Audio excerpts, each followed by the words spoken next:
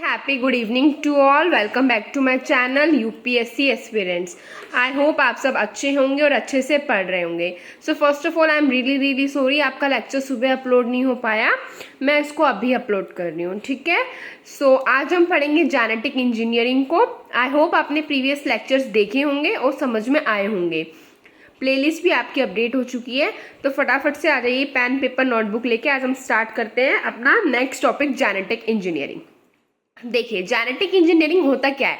It is a process by which genome of an organism is edited by adding, removing और replacing the gene. ये एक process है जिसमें हम क्या करते हैं, जो आपके ह्यूमन बींग्स है उनके जीनोम को, उनको जीन्स को जो है एडिट करते हैं, कुछ चेंजेस करते हैं। कैसे चेंजेस करेंगे? या तो आपने कोई जीन ऐड कर दिया उसके अंदर तो चेंजेस हो गया, या कोई फॉल्टी जीन निकाल दिया, रिमूव कर दिया, या फिर कोई रिप्लेस कर दिया, ठीक है। It can change genetics of organism, ये हमारी जेनेटिक्स को चेंज कर सकता है। And it can bring a new character and produce new protein. और इसकी वजह से क्या होगा, कुछ तो नए कैरेक्टर्स आएंगे और साथ में नए प्रोटीन भी प्रोड्यूस होंगे, ठीक है। अब देखिए अगर हम एप्लीकेशन देखें जेनेटिक इंजीनियरिंग की तो क्या क्या है। पहली बात तो आपका क्या होगा, production of new proteins, medicine and hormones, ठीक है। इससे आपके नए नए प्रोटीन बनेंगे, दवाइयां बनेंगी और हॉर्मोन्स बनेंगे। Second is that development of vaccines, आपकी वैक्सीन्स का डेवलपमेंट होगा। Third development of GM crops and animals. GM crops मतलब क्या होता है ये हम आपको नेक्स्ट लेक्चर में बताएंगे, ठीक है। Use in gene therapy, gene therapy में यूज होता है। And to study STR mean structure, structure and function of gene, gene के स्ट्रक्चर को और फंक्शन को पढ़ने के लिए आपकी जो जरूरत होती है वो इन सब के एप्लीकेशंस में आते हैं, ठीक है। तो ये थी इसकी एप्लीकेशन। अब इसकी एक मेजर एप्लीकेशन है, बहुत इंपॉर्टेंट है, insulin production by GE means genetic engineering. GE means genetic engineering, ठीक है। ये ध्यान से समझना इंपॉर्टेंट है। देखो ये आपका पैनक्रियाज है, पैनक्रियाज में होते हैं आपके आइलेट्स ऑफ लैंगरहैंस। इनके पास होता है आपका बीटा सेल। क्या होता है? बीटा सेल, जो कि प्रोड्यूस करता है आपका क्या, इंसुलिन हार्मोन को प्रोड्यूस करता है। आप देखिए डायबिटीज में आप सबको पता होगा कि हम इंसुलिन इंसान को इंजेक्ट करते हैं बाहर से, है ना, इंजेक्शन के थ्रू। तो पहले क्या होता था, जो आपका इंसुलिन था वो पिग से आता था, क्योंकि पिग के इंसुलिन लेते थे। बट बाद में क्या हुआ, जब साइंटिस्ट ने डिस्कवर किया तो उन्होंने इंसुलिन बनाया। अब वो इंसुलिन कैसे बनाया अब वो हम देखेंगे, ठीक है। इतना समझ में आ गया ना। पैनक्रियाज में आपके आइलेट्स ऑफ लैंगरहैंस होते हैं, उनके पास बीटा सेल्स होता है। जो बीटा सेल्स है वो क्या प्रोड्यूस करता है, आपका इंसुलिन हार्मोन प्रोड्यूस करता है। आप देखिए क्या हुआ। अब इन्होंने इस पैनक्रियाज में एक बीटा सेल लिया, ठीक है, ये हमारा बीटा सेल है। अब क्या हुआ, इसके अंदर एंजाइम डाला, रेस्ट्रिक्शन एंजाइम, ठीक है। रेस्ट्रिक्शन एंजाइम को मोलिकुलर सीजर ही बोलते हैं, इससे क्वेश्चन आया हुआ है, ठीक है। अब क्या हुआ, उससे इधर से हमारा एक, इसमें से हमने निकाला एक इंसुलिन जीन निकाला, ठीक है। ये इंसुलिन जीन हो गया।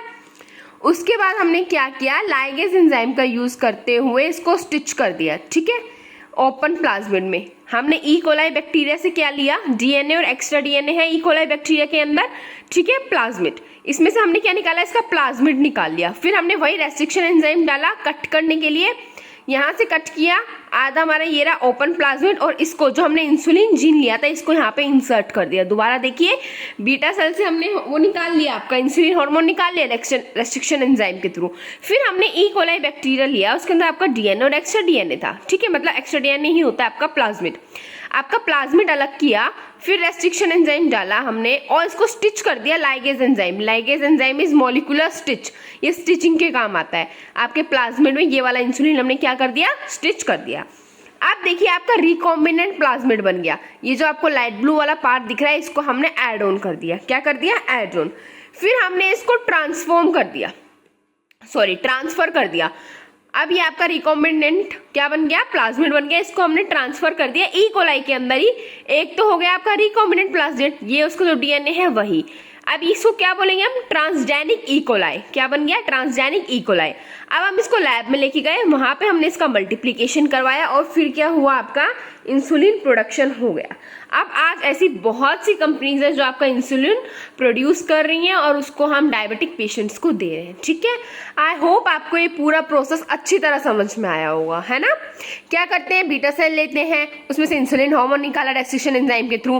फिर हमने ई कोलाई बैक्टीरिया में से प्लाज्मिड निकाला, उन दोनों को ज्वाइन कर दिया लाइगेज एंजाइम से। फिर वो रिकॉम्बिनेंट प्लाज्मिड बन गया। फिर हमने इसको ट्रांसफर करवा दिया।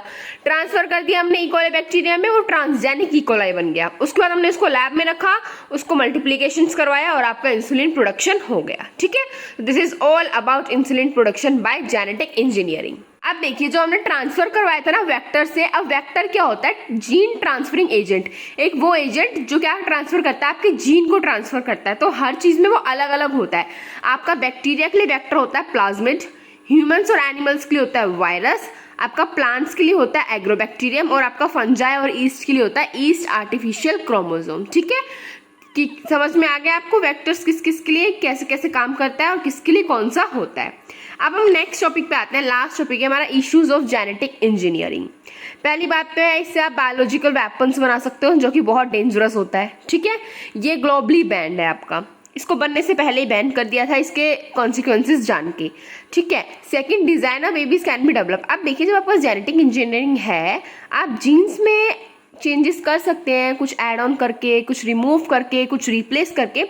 तो क्या कर सकते हैं आप? फिर सोचेंगे कि मुझे एकदम है ना ब्रिटिश जैसा बच्चा चाहिए, एकदम उसका कलर फेयर होना चाहिए, आईज उसकी ऐश्वर्या राय जैसे होने चाहिए, उसके हेयर्स एकदम स्मूथ एंड सिल्की होने चाहिए, दिमाग एकदम आइंस्टाइन जैसा होना चाहिए, आइजैक न्यूटन जैसा होना चाहिए। तो आपने क्या किया? ये डिजाइन किया ना, आप डिजाइन करवा सकते हो। तो वही बोल रहा है कि डिजाइनर बेबीज से डेवलप हो सकते हैं by changing genetics of human embryo में चेंजेस करके to add desired character in babies. तो इसके लिए ये भी बैन है। आप डिजाइनर बेबी आप अपने अकॉर्डिंग नहीं बनवा सकते हो, वो जो जैसा है वो उसको वैसे ही रहने दो, इसको भी बैन किया गया है। ठीक है, डिजाइनर बेबी आप डेवलप नहीं कर सकते हो। So this is all about your today's class. आज के लिए इतना ही। नेक्स्ट लेक्चर में हम स्टार्ट करेंगे अपना GM crops. Bye bye, take care, have a nice day.